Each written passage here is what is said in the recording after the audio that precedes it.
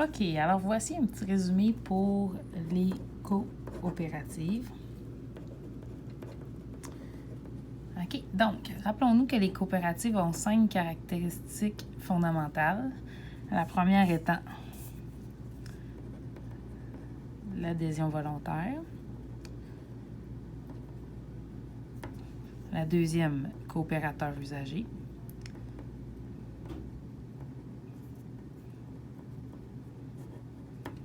La troisième, le pouvoir démocratique.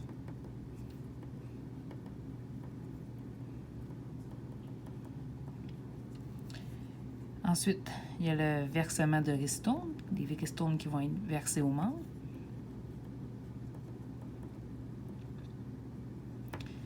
Et finalement, l'éducation coopérative.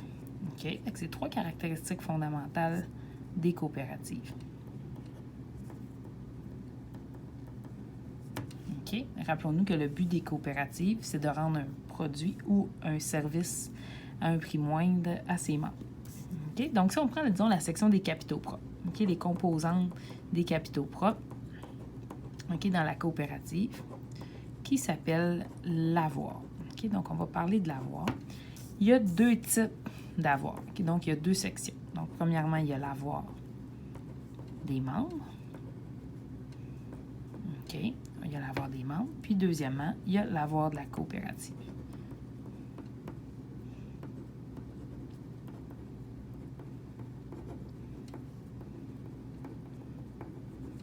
OK? Lorsqu'on parle de l'avoir des membres, en fait, on pense aux parts qui sont les parts qui sont détenues par les membres. OK? Il y a la notion de part privilégiée. OK? Et les parts sociales.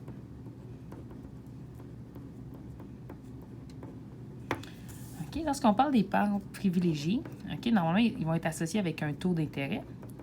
OK? Donc, ça devient, pour la personne qui détient ça, ça devient une sorte de placement. On va parler d'un taux d'intérêt.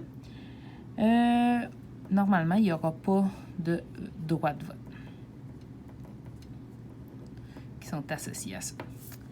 Au niveau des parts sociales, c'est beaucoup différent parce que c'est les membres, en fait. OK? Normalement, les parts vont être au coût de 10 $. Sont nominatives. Ça veut dire qu'ils appartiennent à une personne. OK? Elles sont associées au nom de la personne. La souscription est possible. OK? Donc, il pourrait avoir un contrat de souscription. OK? C'est pas... il n'y a pas de spéculation. OK? Donc, on ne pourrait pas revendre ou revendre à un prix plus élevé. OK? La part, donc la part sociale. OK? Puis, l'importance aussi, c'est qu'un membre est égal à un vote. OK? Alors, ici, ça revient ici à la notion de pouvoir démocratique. OK? Ensuite, on tombe à l'avoir de la coopérative, qui est composé de 3 éléments. OK? Il y a la réserve, il y a le surplus d'apport,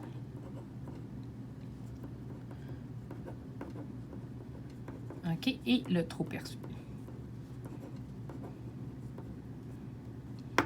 OK? Quand on parle de la réserve, OK? En fait, la réserve ici, c'est le cumul des trop perçus.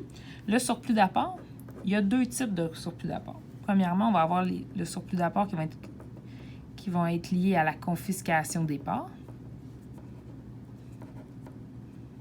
OK? La confiscation qui survient dans le cas d'un contrat de souscription lorsque le dernier versement n'a pas été fait, après 2 ans, 2 mois. OK? Donc, rappelons-nous qu'après 2 ans, la coopérative va envoyer un avis de non-paiement pour dire que si elle n'a pas de paiement d'ici 2 mois, les parts vont être confisquées, ce qui va entraîner un gain sur confiscation d'actions. Un autre surplus d'apport qu'on a vu, c'était les biens reçus à titre gratuit. OK? C'est que si on reçoit un bien, dans le fond, d'un organisme ou d'un particulier, puis qu'on n'a pas à le payer, donc la coopérative va devoir enregistrer un surplus d'apport en contrepartie de la juste valeur du bien.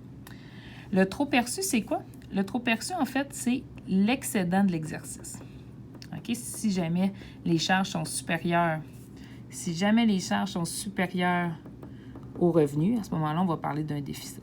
OK? Le trop perçu de l'exercice. Ce trop perçu-là, en fait, il va avoir deux choix.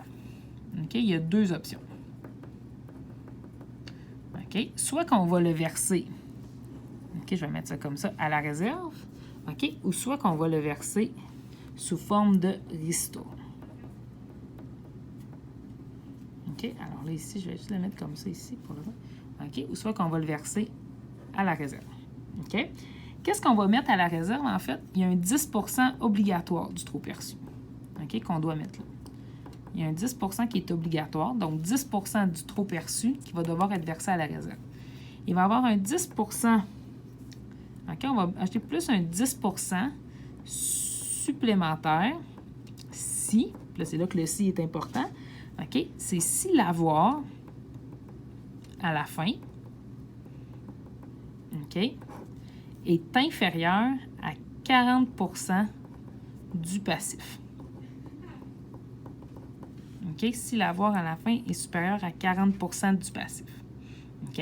Donc, on verserait un 10 % supplémentaire. OK? Donc, c'est ça, c'est obligatoire. OK? Dans ce cas-ci. Ce qu'il faut savoir aussi, c'est que la portion du trop perçu, OK, qui est enlevée à réserve, elle est imposable. OK? Donc, elle est assujettie à l'impôt. Donc, cette portion-là est imposable. Donc, on prendrait cette portion-là, puis on multiplierait par le taux d'impôt. OK? Au niveau de la ristourne, en fait, ce qu'on doit retenir, c'est que ça va être versé en fonction du pourcentage de participation.